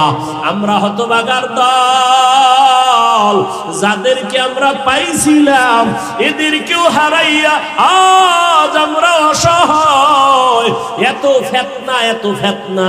আজকে যদি শাইখুল হাদিস আল্লামা আজিজুল হক রাহমাতুল্লাহ আলাইহি থাকতেন, মুফতি আমিনী রাহমাতুল্লাহ আলাইহি থাকতেন, শামসুল হক ফরিদপুরি রাহমাতুল্লাহ আলাইহি থাকতেন, হাফিজ জি হুজুর পীরজি হুজুর থাকতেন, আজকে যদি চরমনায় সৈয়দ ফজলুল করিম রাহমাতুল্লাহ আলাইহি থাকতেন, চট্টগ্রামের খতিবে আজম সিদ্দিক আহমদ রাহমাতুল্লাহ আলাইহি, আজকে যদি জমিনের ভিতরে মুফতি আজম ফাইজুল্লাহ রাহমাতুল্লাহ আলাইহি, সিলেটের জমিনে বড় বড় আল্লাহওয়ালারা থাকতেন, ও আল্লাহর বান্দা হাটহাজারীর হুজুর আহমদ শফি রাহমাতুল্লাহ আলাইহি থাকতেন, জুনায়েদ বাবুনগরী রাহমাতুল্লাহ আলাইহি থাকতেন, তাহলে আমগো এত টেনশন করা লাগতো না, আর এত বিপদেও এ জাতিরাও কখনো পড়তো না। তারা চলে গেলেন, হাটহাজারী চলে গেলেন, মুরব্বীরা চলে গেলেন। এখন যারা মুরব্বীর চেয়ারে আছেন এদের অনুসরণ করবে তো দূরের কথা, বেয়াদব কিছু বের হইছে তাদের বিরোধিতা করার জন্য ফেসবুক গরম করে রাখে। ঠিক কিনা বলো? যাত্রাবাড়ির শায়েখ আল্লামা মাহমুদুল হাসান দামাত বারাকাতুহুম, এইরকম যারা মুরব্বী আমাদের সামনে এখনো আছেন, মুফতি মিজানুর রহমান সাঈদ দামাত বারাকাতুহুম, মুফতি দিলাওয়ার হোসেন দামাত বারাকাতুহুম, এইরকম চরমনের সৈয়দ রেজাউল করিম ফয়জুল করিম দামাত বারাকাতুহুম সহ বড় বড় আল্লাহওয়ালা যারা আছেন, যাদের ইশারায় এখনো মানুষগুলো এক জায়গায় জমা হয়, ঠিক নেই? তাবলীগের লাইনে যারা মুরব্বী আছেন, এদের ব্যাপারে যে সমস্ত বাচ্চারা কাফিয়া পড়ে, দাখিল পড়ে, ক্লাস 8-এ পড়ে, এরা যখন ফেসবুকে লেখালেখি করে তখন আর বুঝতে বাকি নাই আল্লাহর গজব আমাদের জন্য অপেক্ষা করতেছি। এরা যতই লেখালেখি করুক, আল্লাহর কসম এরা বেয়াদব, এরা কোনোদিন আদওয়ালা হতে পারে না। কি মনে হয় আপনাদের, এরা আদওয়ালা না বেয়াদব? আর এই বেয়াদবি কিন্তু এরা মাঠে শুরু আগে করে নাই, খোঁজ নিবেন এরা মূল বেয়াদবি শুরু করছে মা বাবার সাথে। ওখান থেকে সূচনা, শেষ হইতেছে আলেমদের উপরে। হাদিস শরীফে আছে, আল্লাহ যদি কারো ভালো চান তাকে আল্লাহ হেদায়েতের দরজা খুলেন, আর পক্ষান্তরে আল্লাহ যদি কারো অকল্যাণ চান তার প্রথম কাজ খাঁটি আল্লাহওয়ালাদের বিরোধিতা করা। মাস্তানি, বাহাদুরি, ফেসবুকে বাহাদুরি। তুমি আলেমের বিরুদ্ধে লাগো নাই, বরং তুমি মরার আগে পঙ্গু হওয়ার কাজে লেগেছো। আল্লাহ ক্ষমা করবেন না, করবেন না, করবেন না, কারণ এটা বান্দার হক। আলেমের ইজ্জত নষ্ট করেছো, আলেম ক্ষমা না দিলে আল্লাহ ক্ষমা দিবেন না। মায়ের সাথে বেয়াদবি করেছো, মা বাপ ক্ষমা না দিলে আল্লাহ দিবেন না।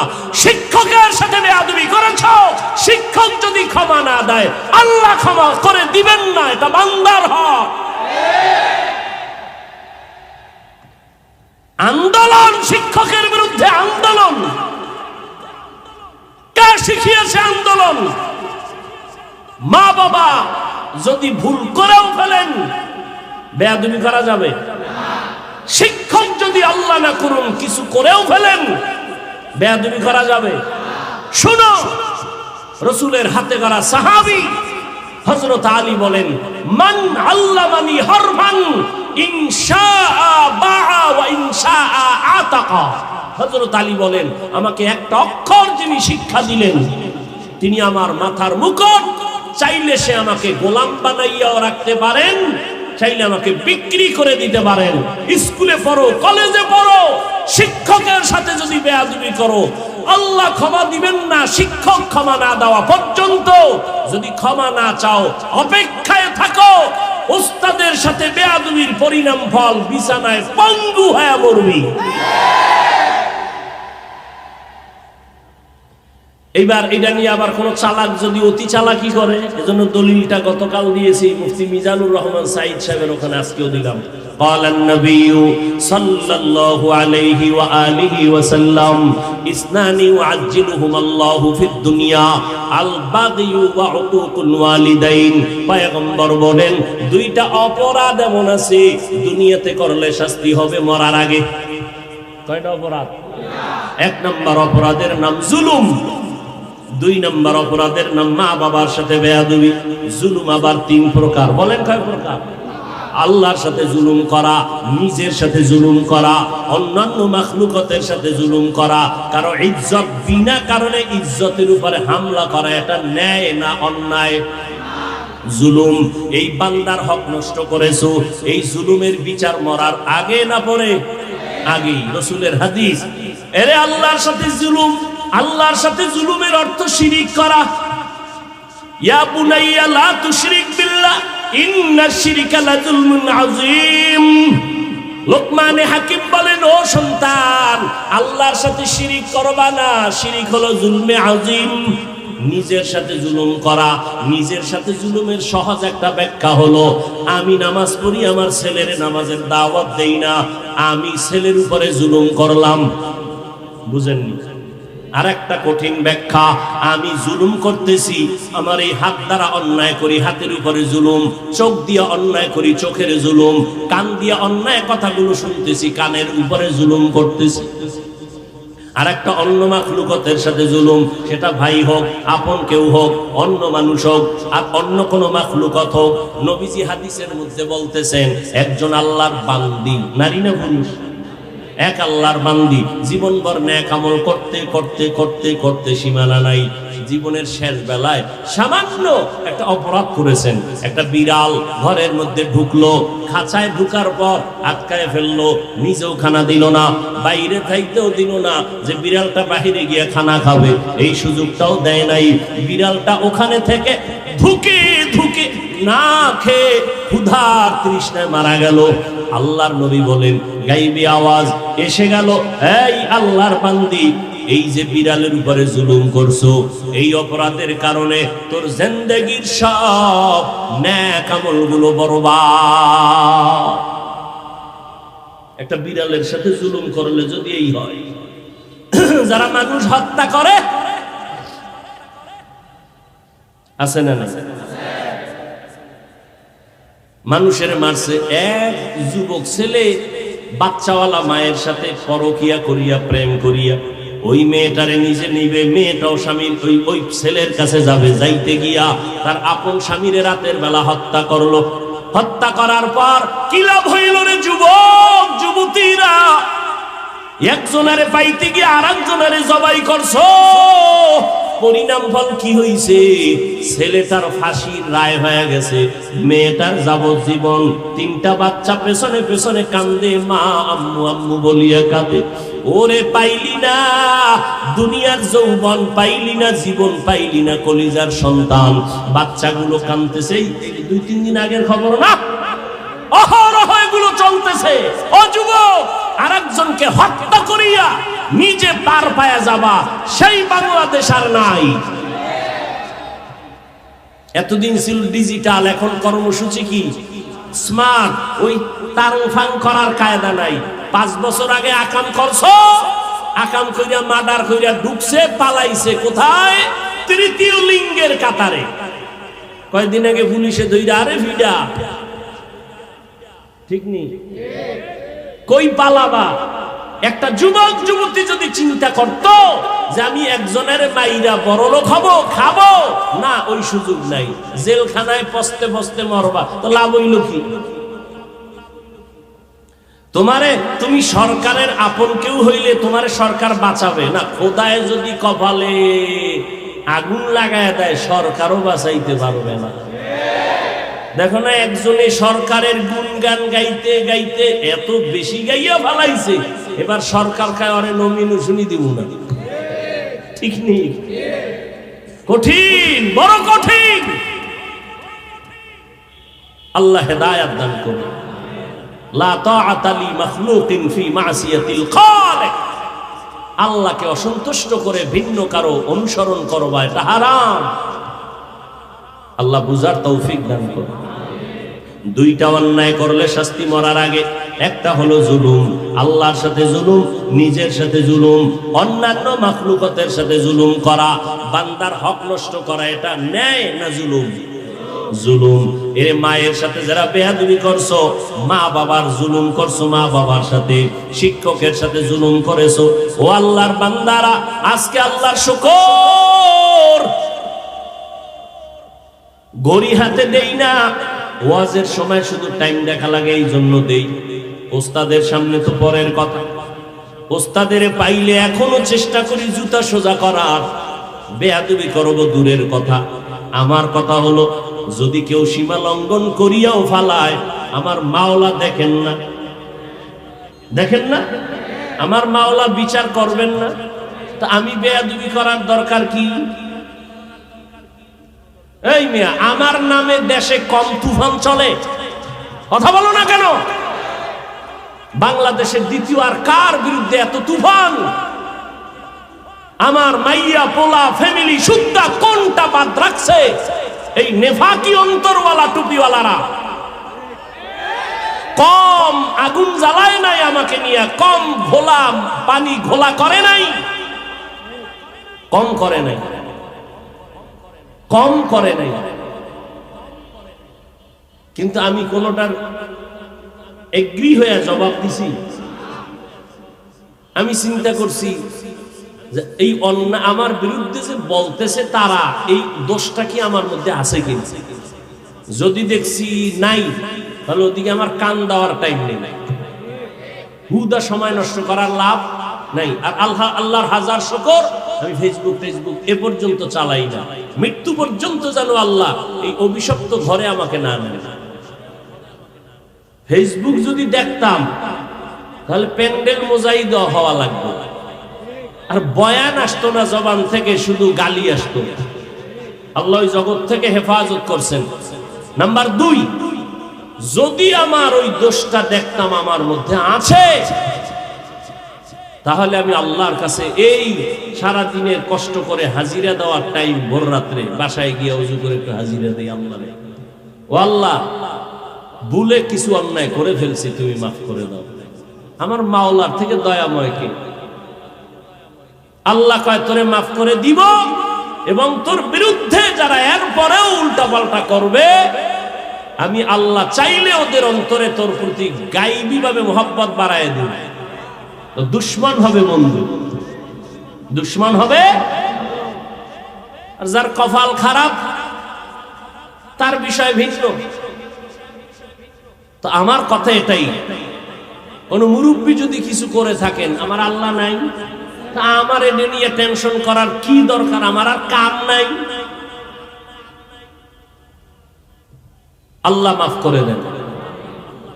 মানুষের বরদোয়া বড় মারাত্মক। মানুষের সব থেকে বড় গুণের নাম আদব। যার মধ্যে আদব নাই, ওর কোনো মূল্য নেই, কোনো মূল্য নাই। এক ক্লাসে লেখাপড়া করেছি উজানি অঞ্চলে, সেই আমগো এক ক্লাসের ছাত্র নাম কইলে সব ফেসবুক শরীফের গোলামেরা চিনে ফেলবে সবাই। দেওবন্দে গিয়া পাশ করে আসছে 1 নাম্বার, বেলেটের থেকে বেরেন এত তাজা, কিন্তু একটা জায়গায় গিয়া শান্তি পাচ্ছে না, সব জায়গায় শুধু ধিক্কার, বেইজ্জতি। শুধু একমাত্র কারণ, এমন কোন মুরব্বী নেই যার ব্যাপারে ও ফেসবুকে আঙ্গুল তুলে নাই।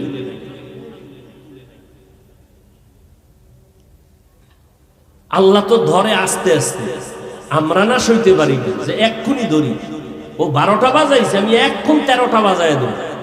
আমার মাওলা তো আস্তে আস্তে ধরেন, দেখেনি বান্দা তওবা করে ফিরে আসে। আল্লাহ মাফ করে দেন। আজকে বড় বড়দের কথায় উম্মতরা, সাধারণ মানুষ তাদের কথা শুনে ঈমান আমল ঠিক করবে, তাদের ব্যাপারে আমরা নিচে বসে বসে উল্টাপাল্টা বলতেছি। আল্লাহ বেয়াদবির থেকে আমার দেশের সমস্ত ছাত্র সমাজকে, শিক্ষকদেরকে আল্লাহ কুদরতের দ্বারা হেফাজত করেন, হেদায়েত দান করেন।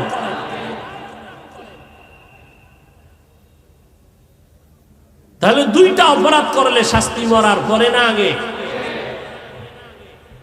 এইবার নবীর অনুসরণের কথা বলতেছিলাম। নবী তো দেখে দেখে সাহাবায়ে কেরাম অনুসরণ করছেন, নবী নাই। এখন আমগো উপায় কি? আমরা একটা বড় বিপদে আছি। আমগো উপায় কি? একদল বলে আমরা কোনো ইমাম মানি না, একদল বলে আমরা হাদিস মানি, আর কিচ্ছু মানি না। আবার নতুন করে একদল বলে আমরা হাদিসও মানি না, শুধু কোরআন মানি।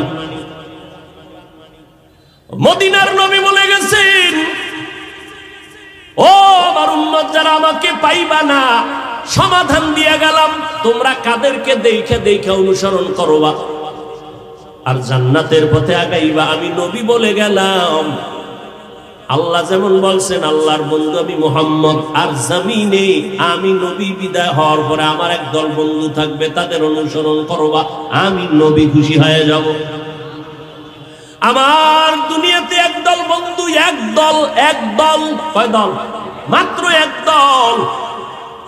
এরা আর কেউ না, একমাত্র শুধুমাত্র কেবলমাত্র উলামায়ে আহলে হক। এদের মধ্যে হিংসা কাজ করবে না, এরা সত্যটাকে সত্য বলিয়া সামনে আগাবে।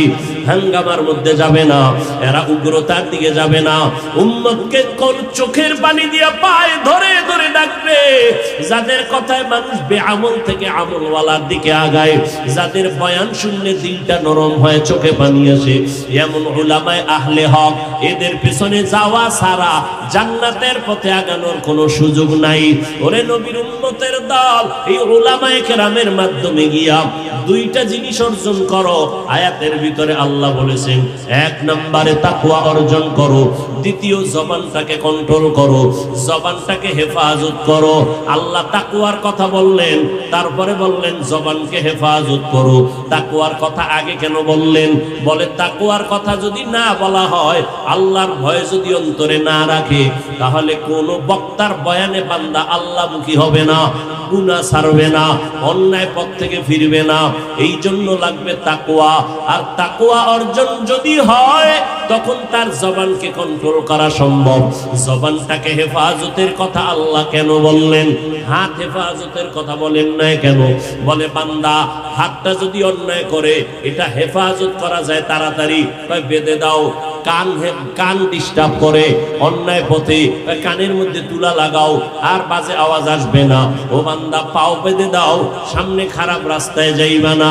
কিন্তু জবান যদি অন্যায় করে, জবান এমন একটা বড় অস্ত্র, এটার চারদিকে বেলেটের মতো ধার, যেদিকে মারে ওদিকে কাটে, ঠিক না? জিহ্বা কিন্তু মারাত্মক ধারালো। যেমন আল্লাহর নিয়ামতের দিক দিয়েও একটা বড় নিয়ামত জিহ্বা। দেখছেননি এত কথা, এত কথা, এত কথা, কোনদিন জিহ্বা ব্যথা করে না? চোখ ব্যথা করে, কপাল ব্যথা করে, গাল ব্যথা করে, ঠোঁট ব্যথা করে, জিহ্বা কোনদিন ব্যথা করে না। এই জিহ্বা কেমন জিহ্বা? চোখে ভুল করে, জিহ্বায় আমি কিন্তু ধরে ফেলাবো, আমি যে কেমন সিসি ক্যামেরা, তরকারি ভাত মাইকা মুখে দিছি, বাইসা বাইসা দিছি, কোনো চুল নাই, জিহ্বায় গিয়ে ধরা হয়ে গেছে, ঠিক নেই? কঠিন এক অস্ত্র জিহ্বা, চতুর্মুখী একটা ধার, যেদিকে মারবে কাটবে। কেমনে? ওই জিহ্বা ডান দিয়ে ঘুরায় কি মা, ফাঁসির আসামি মা। এই জিহ্বাই যদি ঘুরায় কাউরে ধর, নিরপরাধ ব্যক্তিটার হাতে হ্যান্ডকাপ, ঠিক নেই? জিহ্বায় যদি একটা মাইয়ারে কয় কবুল, কি হবে? এই জিহ্বা ঘুরায় যদি কয় তালাক, কথা কয় না। দেখছেন জিহ্বার পাওয়ার কথা। এই 5টা মিনিট সময় দে, একসাথে যাবো, বক বক, ঘুমে ধরলেন হইয়া বক। এরে আল্লাহর গোলাম, জিহ্বা যে কত বড় নিয়ামত। এই জিহ্বার কথায় কঠিন মানুষ মোমের মতো দুর্বল হয়ে যায়, আবার এই জিহ্বার কথায় ঠান্ডা মানুষ গরম হয়ে যায়। দেখছেন জিহ্বার কারামতি কি? এটারে কন্ট্রোলই করা যায় না। এটার যত আটকাইতে চাই আটকায় না। হাত দুইটারে বান্ধা দিলাম, এটা জিহ্বা কেমনে বানবো? রশি লাগবে, কষ্টেপ দিয়া বানলে থাকবে না। জিহ্বায় যে পানি আছে, কষ্টেপ সব ব্রেক হয়ে যাবে, সুগার গুলো দিলে তাও হবে না। কয় জিহ্বা কেমনে আটকাইবা? আল্লাহ কয় এটা দুনিয়ার কোন রশিতে বান্ধা যাবে না। জিহ্বা কন্ট্রোলের আমি মাওলার একটা মেডিসিন আছে, ওটা যখন দিয়া রাখবা জিহ্বা কন্ট্রোল হয়ে যাবে। ওই জিহ্বা নামক মেশিনটা কন্ট্রোলের অস্ত্রের নাম হলো তাকওয়া। হর কে দারত খৌফে হক দর দিল মদাম, জন্নতুল মাওয়া দেহদ ও রামকাম, জুজবা হকচি জে মখাদ ইনসুজা, ফজলে উআ মস্তে দর জুমলা জাহা। ও আল্লাহর বান্দারা, জবানটাকে কন্ট্রোল করবো কি দিয়া?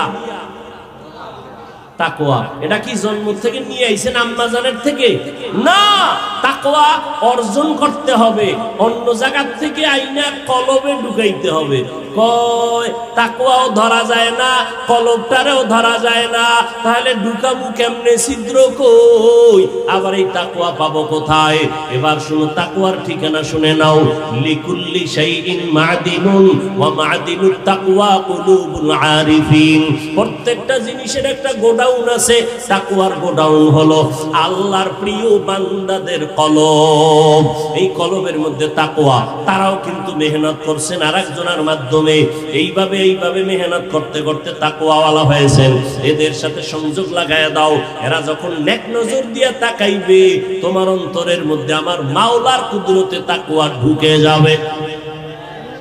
আচ্ছা, আমাকে একটা নগদ প্রশ্নের জবাব দেন। নগদ, এই যে আপনারা প্যান্ডেলে বসছেন, আল্লাহকে সাক্ষী রেখে একেবারে সাধারণভাবে বলবেন, সাদা দিলে, এই যে বয়ান শুনছেন, আল্লাহকে সাক্ষী রেখে বলেন, এই যে 2-2.5 ঘন্টা আলেমদের বয়ান শুনছেন, কালকে শুনছেন, আপনাদের অন্তরে এই আলেমদের এখানে বসার পরে একটু কি দাগ কাটে নাই দিলে?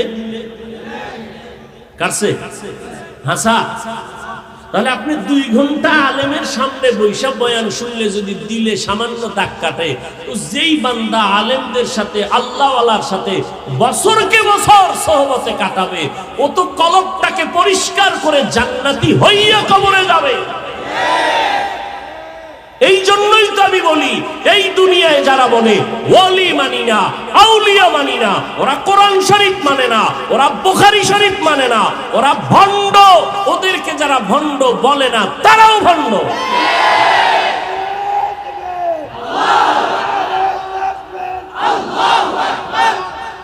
কি এতক্ষণ মরিয়া যায় এতক্ষণ আছে, কারো জ্যৈষ্ঠ মাস, কারো সর্বনাশ। আল্লাহ হেদায়েত দান করুন। হ্যাঁ, তাহলে তাকওয়া অর্জন করতে হবে কাদের থেকে? আল্লাহর প্রিয় বান্দা। ওই যে শুরুতে বলছিলাম আহলুল্লাহ, আল্লাহর যারা কঠিন বান্দা, তাকওয়ার চূড়ান্ত ভূমিকায় যারা চলেন, এদের কাছে আল্লাহর স্পেশাল পাওয়ার আছে। কি পাওয়ার আছে? স্পেশাল। এটা সাধারণ মানুষের থাকে না। বলবো 1 মিনিটে বলছি। আল্লাহ তাআলা বলেন, ইয়া আইয়ুহাল্লাযীনা আমানু ইন তাত্তাকুল্লাহ ইয়াজআল লাকুম ফুরকানা। যারা তাকওয়ার উপরে মেহনত করে মুজাহাদা করে, মুরাকাবা করে, আল্লাহ তাদের একটা স্পেশাল পাওয়ার দান করেন। ওই পাওয়ারের নাম হলো ফুরকান। পাওয়ারের নাম কি? মা মা'নাল ফুরকান হুয়া নূরুম মিন ইলাহি। আল্লাহর পক্ষ থেকে একটা নূর। এটা দিয়ে কি করে? মা ফুররিকা বিহি বাইনাল হাক্কি ওয়াল বাতিল। আল্লাহর দেওয়া নূরের আলো দিয়া হক আর বাতিলকে ডিভাইড করে আল্লাহর বান্দা হকের পক্ষে আগায় যায়, কোনো বাতিল লাগে না। নবীও বলেন এদের পাওয়ার কত জানো? ও দুনিয়ার মানুষ সাবধান, আল্লাহর প্রিয় বান্দা যারা আছে, ইত্তাকু ফিরাসাতাল মুমিন ফাইন্নাহু ইয়ানজুরু বিনুরিল্লাহ। পয়গম্বর বলেন, মুমিন আল্লাহর প্রিয় বান্দা যারা আছে, এদের দিলের পাওয়ার কিন্তু অনেক প্রশস্ত। তোমরা ভয় সাবধান থাকিও, কারণ তারা তুমি যা দেখো না, তারা তা দেখেন। এটা চোখে দিয়া দেখে না, আল্লাহর নূরের আলো দিয়া তারা দেখতে পায়। আল্লাহর বিশেষ পাওয়ার আল্লাহ দান করেন। আর দান করলে কি হয় জানোনি? ক্বালান নবী সাল্লাল্লাহু আলাইহি ওয়াসাল্লাম, লাউ আকসামা আলাল্লাহ লা আবাররা। এরা যখন আল্লাহর উপরে বিশ্বাস করে কসম খায়, কয় এটা হবেই, আল্লাহ কয় আমি তার কথায় করবই। এরে নবীর উম্মত, এই জন্য ওলি আউলিয়াদের কাছে যাইও, বিরোধিতা করলে সাবধান। আল্লাহ কিন্তু তার উপরে রাগ। আল্লাহ কয় রেডি হ, আমি যুদ্ধ করার জন্য রেডি। ও পর্দার আড়ালের আম্মা জানেরা, ও বৃদ্ধ বাবাজিরা, ও যুবকেরা, বয়ান তো কম শুনলা না রে বাবা, বয়ান তো তুমিও কম জানো না। এখন বাকি শুধু আমল, গুনাহ থেকে নিজেরে বাঁচাও।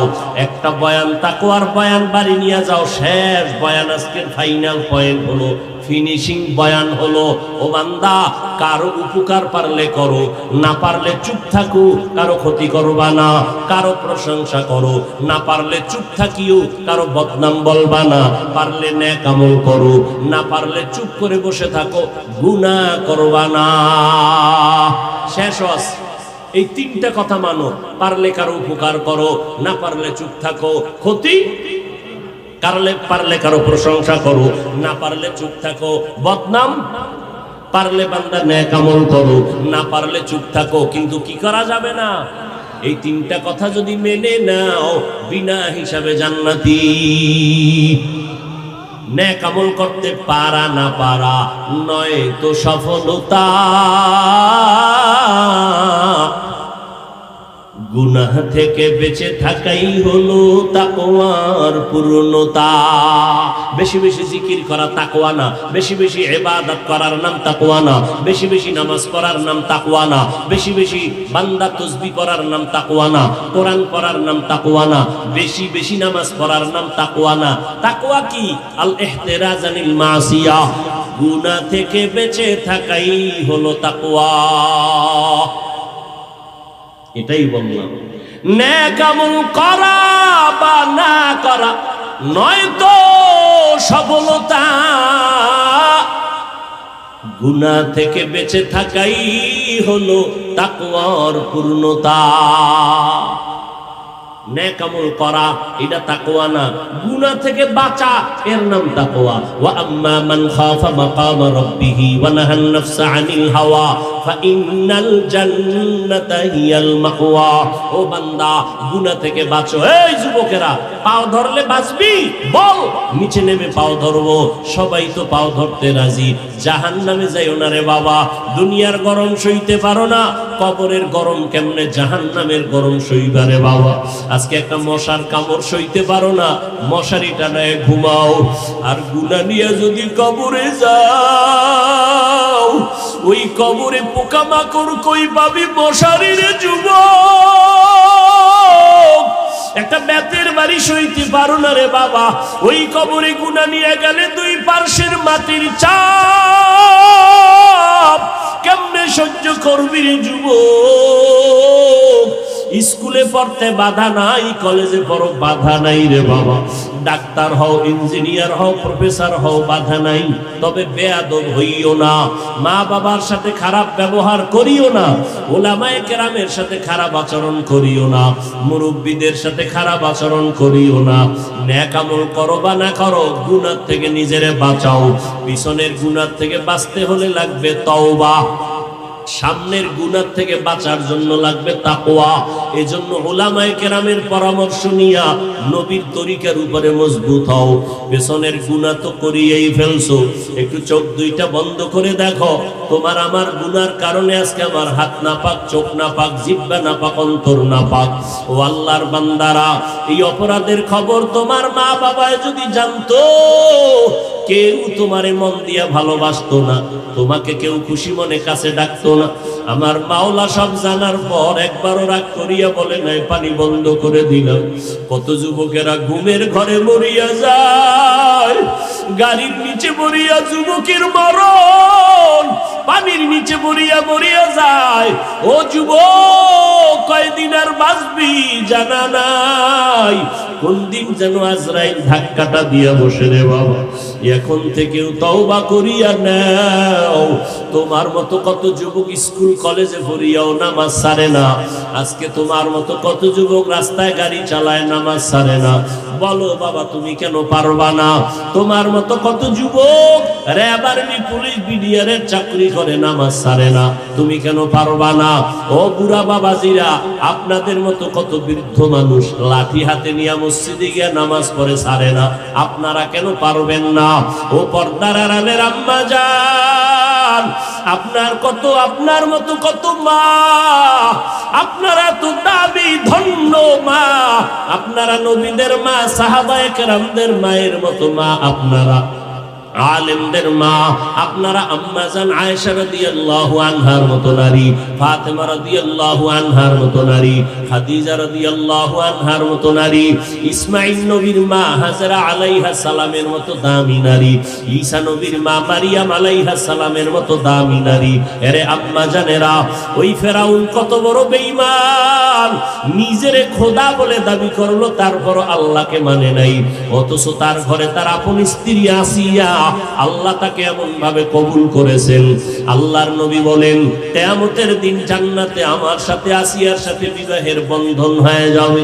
এরে আম্মা জান, এখনো আপনার মতো কত মা ঘরে আছে, স্বামীর মাল হেফাজত করে, নামাজ পড়ে, পর্দা করে, সন্তানগুলো আদর্শওয়ালা বানানোর চেষ্টা করে। আপনারা কেন পারবেন না? ও পর্দার আড়ালের যুবতী বোনেরা, তোমার মতো কত বোন এখন স্কুল কলেজে পড়ে, ঠিক মোবাইলে গুনাহ করে না, সময় নষ্ট করে না, পর্দা রক্ষা করে চলে। জীবনের মূল চাবির নাম চরিত্র। ও বোনেরা, তোমার চরিত্র নষ্ট করিও না। চরিত্র হারায় গেলে আর খুঁজিয়া পাবা না। আল্লাহর কাছে তওবা করে নাও। ও যুবক, মা বাবার দোয়া নিয়ে সামনে আগাইও। মা বাবার চোখের পানি ছাড়া তুমি কিন্তু লেখাপড়ায় পাশ করতে পারো নাই। ওই মা বাবার চোখের পানি ছাড়া এই চেয়ারেও কিন্তু আমি বসতে পারি নাই। ওই মা বাবার চোখের পানি আর দোয়া ছাড়া তুমি টাকার মালিক, বাড়ির মালিক, সম্মানের চেয়ারের মালিক হতে পারো নাই। অতএব ওই মা বাবার দোয়া নিয়ে সামনে আগাও। মাওলার কাছে মনে মনে বলো, দয়ার মালিক, আমার মতো গুনাহগার কেউ নাই, গুনাহ নিয়ে কবরে যেতে চাই না। ও আল্লাহ, জীবনে যত অন্যায় করছি ক্ষমা চাই। আজকে থেকে আর নামাজ ছাড়বো না, দাড়ি কাটবো না, মা বাবাকে কষ্ট দিব না, ওলামায়ে কেরামের বিরোধিতা করব না, নবীর সুন্নাত অনুযায়ী চলবো। তওবা করার মতো যদি অন্তর তৈরি হয়, মুনাফিকি দুর্বলতা যদি না থাকে, খাঁটি তওবার নিয়তে দুটো হাত আল্লাহকে দেখায় দাও। আয় আল্লাহ, হাতগুলো কবুল করে নেন, তওবা কবুল করে নেন। তওবার উপরে মজবুত হইয়া চলার মতো তৌফিক দান করেন, আমিন। আলহামদুলিল্লাহি রাব্বিল আলামিন, والصلاة والسلام على سيد الأنبياء والمرسلين وعلى آله وأصحابه أجمعين يا أرحم الراحمين يا أرحم الراحمين يا أرحم الراحمين رب ارحمهما كما ربياني صغيرا اللهم إنك عفو كريم تحب العفو فاعف عنا اللهم إنا نسألك رضاك والجنة ونعوذ بك من سخطك والنار اللهم إنا نعوذ بك من البرص والجنون والجذام وسيء الأسقام উদয়ার মালিক কুদরতের নজর দিয়া তাকাইয়া দেখেন আল্লাহ, দুনিয়ার বাড়িওয়ালাদের দরজাগুলো বন্ধ, আপনার রহমতের দরজা খোলা। কুদরতের নজর দিয়া দেখেন ওলামায়ে কেরামরা হাজির।